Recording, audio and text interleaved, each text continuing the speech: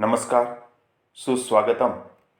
ધોરણ 11 કોમર્સ નામાના મૂળ તત્વો વિષય ભાગ 1 પ્રકરણ 3, જેનું નામ છે વસ્તુઓ અને સેવાઓ કરનો પરિચય, એટલે કે જીએસટીનો પરિચય. આ પ્રકરણમાં લાસ્ટ લેક્ચરમાં આપણે જીએસટીના લાભો અંગેની જાણકારી મેળવી હતી. આજે આપણે વસ્તુઓ અથવા સેવાઓ અથવા બંનેની પૂર્તિ વિશેનો અભ્યાસ કરવાનો છે. આ માટે કેન્દ્ર સરકાર, રાજ્ય સરકાર કે કેન્દ્ર શાસિત પ્રદેશ અંદર કે બહાર થતી સપ્લાય કે પૂર્તિ પર જીએસટીના દર કોણ વસૂલે છે, કેવી રીતે વસૂલવામાં આવે છે, તે અંગેની ચર્ચા અહીં કરવામાં આવેલ છે. માહિતી દર્શક વિગતો છે આ બધી. તો જોઈએ તો રાજ્ય અથવા કેન્દ્ર શાસિત પ્રદેશ અંદર વસ્તુ કે સેવાની પૂર્તિ એટલે કે તેનો સપ્લાય થતો હોય ત્યારે જીએસટીના દર કેવી રીતે વસૂલવામાં આવે છે. તેવી જ રીતે રાજ્ય કે કેન્દ્ર શાસિત પ્રદેશ બહાર વસ્તુ કે સેવાનો સપ્લાય કે પૂર્તિ થતી હોય તો જીએસટી કેવી રીતે વસૂલવામાં આવે છે અથવા જીએસટીના કયા દર લાગુ પડે છે તે બાબત અંગેની નોંધ અહીં જોવાની છે. તો રાજ્ય કે કેન્દ્ર શાસિત પ્રદેશ અંદર પૂર્તિ થતી હોય તો વસૂલ કરવા પાત્ર કર કેન્દ્રીય વસ્તુઓ અને સેવાઓ કર અને રાજ્ય વસ્તુઓ અને સેવાઓ કર લાગુ પડે છે. એટલે કે સેન્ટ્રલ જીએસટી અને સ્ટેટ જીએસટી, આમ બંને જીએસટી લાગુ પડે છે. ક્યારે? તો વસ્તુ કે સેવાની પૂર્તિ રાજ્ય અંદર થતી હોય અથવા કેન્દ્ર શાસિત પ્રદેશ અંદર થતી હોય. ઉદાહરણ દ્વારા સમજીએ એટલે વધુ સમજાશે. ધારો કે રાજકોટનો વેપારી અમદાવાદથી કોઈ માલની ખરીદી કરે તો તે વસ્તુની પૂર્તિ રાજ્યની અંદર થયેલ ગણાય, કારણ કે રાજકોટ અને અમદાવાદ ગુજરાત રાજ્યમાં આવેલા છે. ગુજરાત રાજ્યની સરહદ અંદર આ વસ્તુની પૂર્તિ થાય છે. તેથી તેના પર સીજીએસટી અને એસજીએસટી એટલે કે કેન્દ્રીય જીએસટી અને રાજ્ય જીએસટી બંને કર લાગુ પડશે. આ જે કર લાગુ પડે છે તે બે પ્રકારના હોય છે. આવક પૂર્તિ જીએસટી એટલે કે આવક પૂર્તિ વસેક, જે ખરીદી પર હોય છે. અંગ્રેજીમાં તેને ઇનપુટ જીએસટી તરીકે ઓળખવામાં આવે છે. પરંતુ જ્યારે વેચાણ કરવામાં આવે ત્યારે જાવક પૂર્તિ વસેક એટલે કે આઉટપુટ જીએસટી ઉદ્ભવે છે. તો રાજ્ય કે કેન્દ્ર શાસિત પ્રદેશ અંદર વસ્તુ કે સેવાની પૂર્તિ થતી હોય તો કેન્દ્રીય જીએસટી અને રાજ્ય જીએસટી એટલે કે સેન્ટ્રલ જીએસટી અને સ્ટેટ જીએસટી લાગુ પડે છે. જેમાં ખરીદ અને વેચાણ બંને પ્રકારના વ્યવહાર હોય છે. જેમાં ખરીદી પર જે ટેક્સ ચૂકવવામાં આવે તેને આવક પૂર્તિ વસેક તરીકે ઓળખવામાં આવે છે અને વેચાણ પર જે ટેક્સ વસૂલવામાં આવે તેને જાવક પૂર્તિ વસેક તરીકે ઓળખવામાં આવે છે. તેવી જ રીતે આગળ જોઈએ તો રાજ્ય કે કેન્દ્ર શાસિત પ્રદેશની બહાર વસ્તુ કે સેવાની પૂર્તિ થતી હોય તો વસૂલ કરવા પાત્ર કરનું નામ શું છે? તો તેનું નામ છે સંકલિત વસ્તુઓ અને સેવાઓ કર, એટલે કે integrated goods and service tax, જેને શોર્ટ ફોર્મમાં IGST તરીકે ઓળખવામાં આવે છે. તો અહીં રાજ્ય સરકાર અને કેન્દ્ર સરકાર અલગ અલગ જીએસટી વસૂલ કરવાને બદલે એક સંકલિત દર નક્કી કરે છે અને તે દરના આધારે આ ટેક્સ વસૂલવામાં આવે છે. ક્યારે? તો કે રાજ્યની બહાર કે કેન્દ્ર શાસિત પ્રદેશની બહાર વસ્તુનું ખરીદ વેચાણ થતું હોય, એટલે કે વસ્તુ કે સેવાની પૂર્તિ બહાર થતી હોય.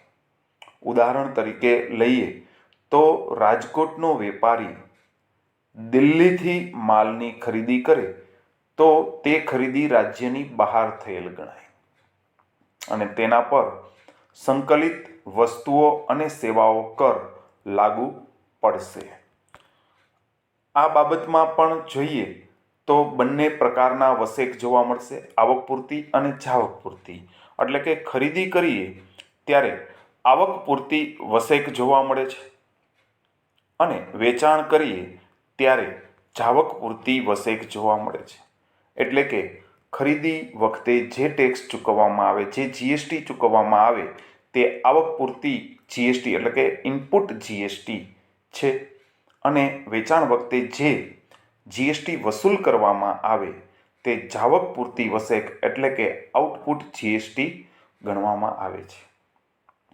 અને આ જાવક પૂર્તિ વસેકની કુલ રકમમાંથી આવક પૂર્તિ વસેકની કુલ રકમ બાદ કરતા જે રકમ વધે તે ચોખ્ખો જીએસટી છે અને જે ચૂકવવા પાત્ર કર છે. તો મિત્રો, આ બાબતનું ઉદાહરણ આપણે એક અલગ લેક્ચર લઈ અને ગણતરીથી વ્યવસ્થિત સમજીશું, પણ અત્યારે આ સૈદ્ધાંતિક ચર્ચા તમને સમજાઈ ગઈ હશે તે આશા રાખું છું. અને સાથે આપણે આ જીએસટીના અલગ અલગ વસ્તુઓ પર કેવા દર હોય છે તેનો અભ્યાસ કરીએ. તો વસ્તુઓ અથવા સેવાઓ કરના દર કેવા હોય છે? તો તેને આપણે પરિશિષ્ટ અને વસેક દર તેવું એક કોલમ તૈયાર કરીએ. ત્યારબાદ આંતરરાજ્ય અને અંતરરાજ્ય. આંતરરાજ્યમાં સંકલિત વસેક એટલે કે રાજ્ય વચ્ચે થતા ખરીદ વેચાણના વ્યવહાર કે વસ્તુ અને સેવાઓની પૂર્તિના વ્યવહાર પર આ સંકલિત વસેક એટલે કે IGST લાગુ પડે છે. જ્યારે રાજ્યની અંદર જે વ્યવહાર થાય તેને આંતરરાજ્ય વ્યવહાર કહેવામાં આવે છે, જેમાં બે ભાગ પડે છે, કેન્દ્રીય વસેક અને રાજ્ય વસેક એટલે કે સેન્ટ્રલ જીએસટી અને સ્ટેટ જીએસટી. હવે તેના દર અને પરિશિષ્ટ જોઈએ તો પરિશિષ્ટ નંબર 1, સંકલિત વસેક જો 5% હોય તો આંતરરાજ્ય વ્યવહારમાં કેન્દ્રીય વસેક અને રાજ્ય વસેક સરખા હિસ્સે વહેંચી દેવામાં આવે છે. તેથી 2.5% અને 2.5% અનુક્રમે દર લાગુ પડે છે. પરિશિષ્ટ 2માં દર્શાવેલ છે 12%. હવે આગળ શીખવવું ન પડે, અહીં સંકલિત વસેક 12% હોય તો કેન્દ્રીય અને રાજ્ય વસેક વચ્ચે આ ટકાવારી સરખા હિસ્સે વહેંચાઈ જશે. તેથી બંનેમાં અનુક્રમે 6% અને 6% દર લાગુ પડશે. પરિશિષ્ટ 3માં જ્યાં સંકલિત વસેક 18% છે ત્યાં કેન્દ્રીય વસેક 9% અને રાજ્ય વસેક 9% જોવા મળે છે.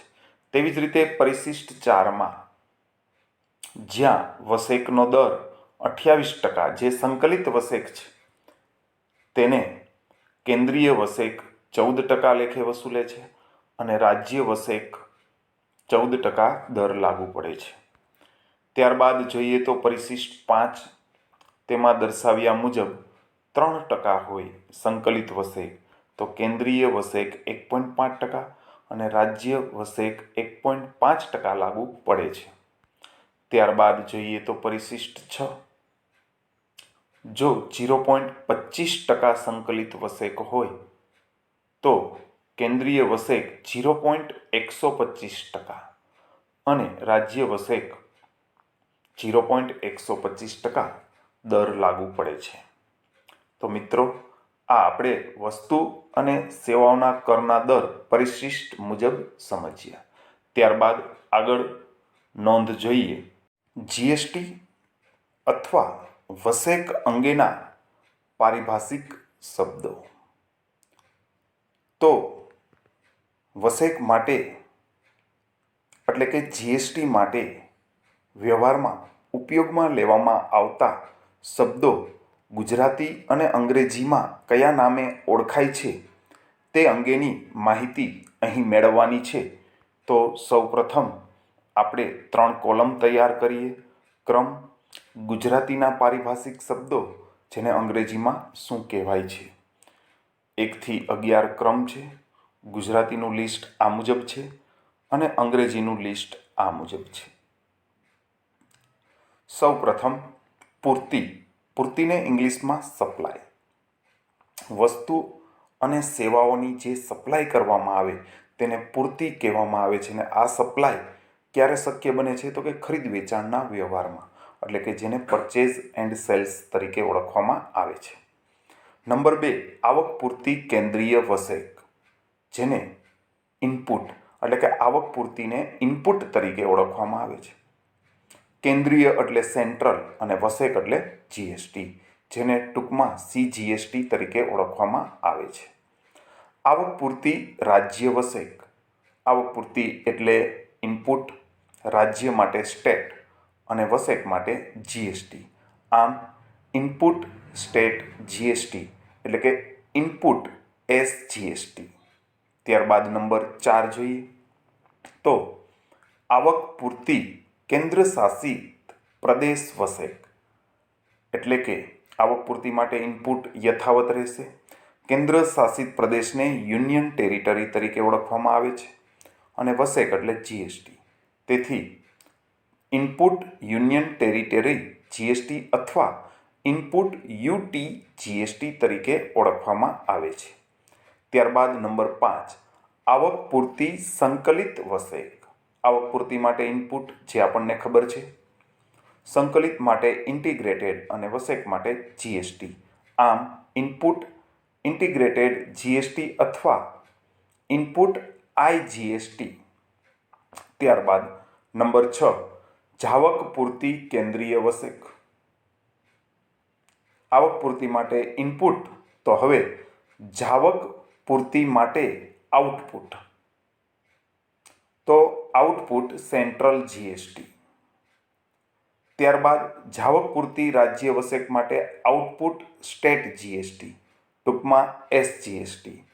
ત્યારબાદ નંબર 8, જાવક પૂર્તિ કેન્દ્ર શાસિત પ્રદેશ વસેક, એના માટે આઉટપુટ યુનિયન ટેરિટરી જીએસટી. ત્યારબાદ નંબર 9, જાવક પૂર્તિ સંકલિત વસેકને આઉટપુટ ઇન્ટિગ્રેટેડ જીએસટી તરીકે ઓળખવામાં આવે છે. ત્યારબાદ નંબર 10, આંતરરાજ્ય પૂર્તિ, એટલે કે રાજ્યો વચ્ચેના વ્યવહાર, જેને ઇંગ્લિશમાં ઇન્ટ્રા સ્ટેટ સપ્લાય તરીકે ઓળખવામાં આવે છે. જ્યારે આંતરરાજ્ય પૂર્તિ એટલે કે રાજ્યની અંદર થતા પૂર્તિના વ્યવહારો, જેને ઇંગ્લિશમાં ઇન્ટર સ્ટેટ સપ્લાય તરીકે ઓળખવામાં આવે છે. મિત્રો, આપણે આ લેક્ચરમાં વસેકના દર અને વસેકના પારિભાષિક શબ્દો તેમજ રાજ્ય અંદર અને રાજ્ય બહાર વસૂલવામાં આવતા જીએસટીના દર અંગેનો અભ્યાસ કર્યો. આ સાથે આ પ્રકરણ અહીં પૂર્ણ થાય છે. તેમ છતાં એક લેક્ચર વ્યવહારિક ઉદાહરણ લઈ અને જીએસટીની ગણતરી કેવી રીતે થાય છે તે આપણે જોઈશું, પરંતુ સૈદ્ધાંતિક રીતે અહીં આ પ્રકરણ અહીં પૂર્ણ થાય છે. આખું પ્રકરણ તમને સરળતાથી સમજાઈ ગયું હશે તેવી આશા રાખું છું. આ સાથે મારું વક્તવ્ય અહીં પૂર્ણ કરું છું. આભાર અને અસ્તુ.